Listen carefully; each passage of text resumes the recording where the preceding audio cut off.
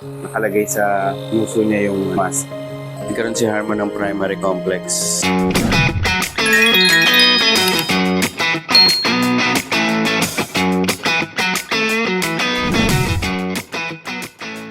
Good day mga tolits. Today is Monday.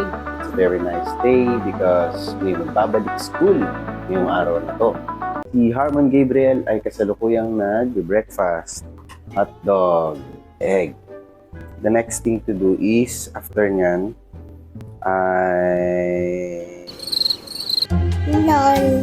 after breakfast, gamot. Yun ulit, tulad nung nasa previous video. Oh, narinig kita. Kanyang gamot. Tapos, mag-nebulizer siya. Sige, kuha ng isa. Muna akong tawagin. Paulit-ulit.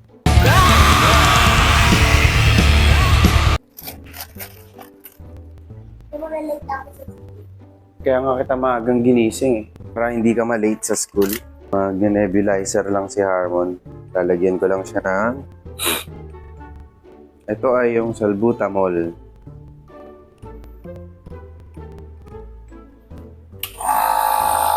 So, ayun po, no, mga tolits. Nebulizer ngayon si Harmon. Ganyan siya hanggang maubos yung salbutamol dito. Siguro mga 5 minutes. I-inhale, exhale. Nakalagay sa puso niya yung mask. It's a very nice day because magbabalik school siya. Bali, ang mangyayari, every after 4 hours, ang kanyang nebulizer, papasok siya. Ang gagawin namin, ipababaon na lang namin yung nebulizer sa school. Tulad ng sabi ng teacher ni Harmon, close naman daw niya yung nurse, mas kampante na maaasikaso siyang mabuti. No? No? No? No? No? No? No? Alright! Pasayat na yung araw mga tolits, no? Kaya pa rin yung buwan. Yun. Dito ilaw yan. Busy-busy ang kalsada. Yan ang labas ng aming bahay.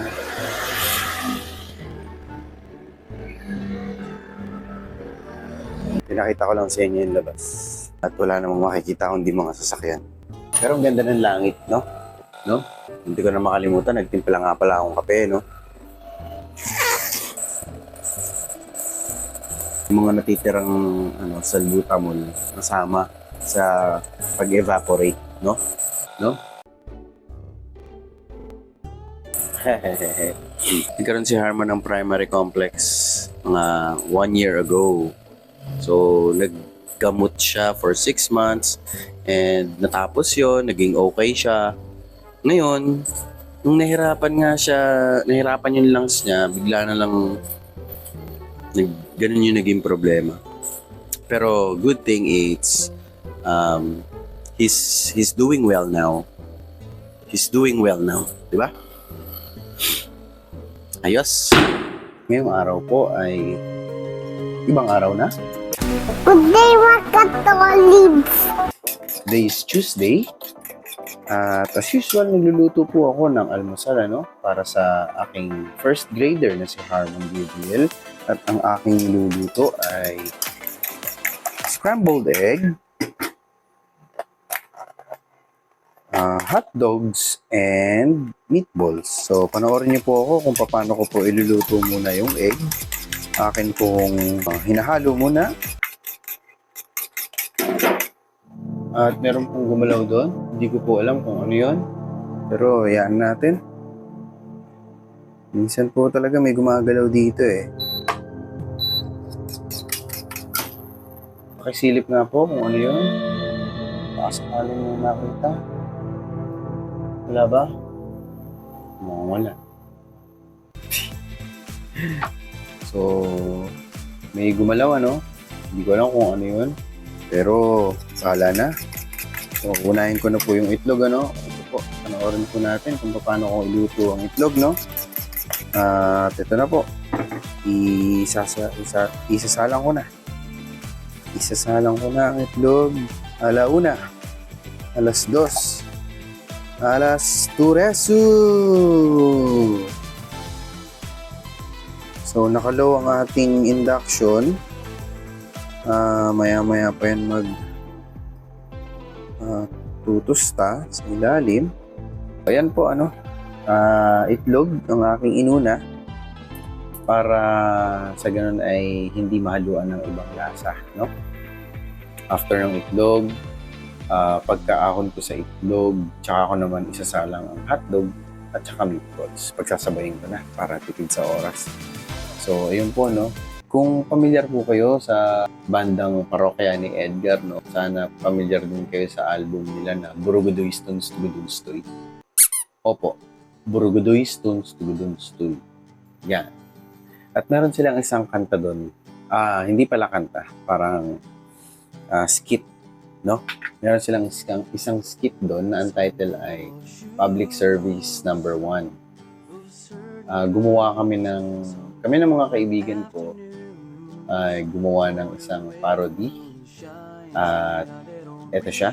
Huwag kang uutot sa harap ng kaibigan. Huwag kang uutot. Hindi ko muna tatapusin. So kung napansin nyo, luma yung video. Mga bata pa kami ng mga kasama ko. Si Efraim, si Paul, at yung umahawak ng camera, si Faye.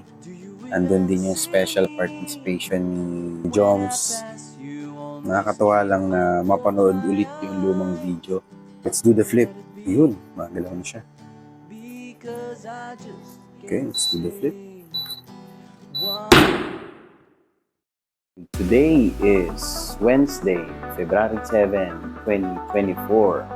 Sa school nila, meron silang activity today na may sineselebrate sila na anniversary. Merong mga booth. Ang kwento ni Harmon kahapon is na-enjoy niya. At meron ulit booth sa school nila.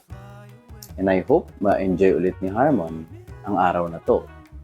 Nice! Ayun lang. Wow! Ayun lang. Wala na akong ibang masabi. Hangad ko na ma-enjoy ni Harmon ang araw today at sana sa pag-uwi niya makapag-share siya ng stories. Meron pala silang paparating na field trip on February 23, 2024. Sana ma-enjoy ni Harmon ang kanyang field trip on February 23, 2024. Makakasama niya si Nanay. Sana makapag-video si Nanay, makakuha ng footages para sa kanilang field trip. I hope you enjoyed watching this video, and if you do, don't forget to leave a thumbs up and subscribe. You may also leave a comment if you want to say something. Always remember, always take care and love your family. Of course, enjoy your journey and don't do drugs. Hallucination, hallucination, hallucination. Hallucination! Hallucination! Hallucination!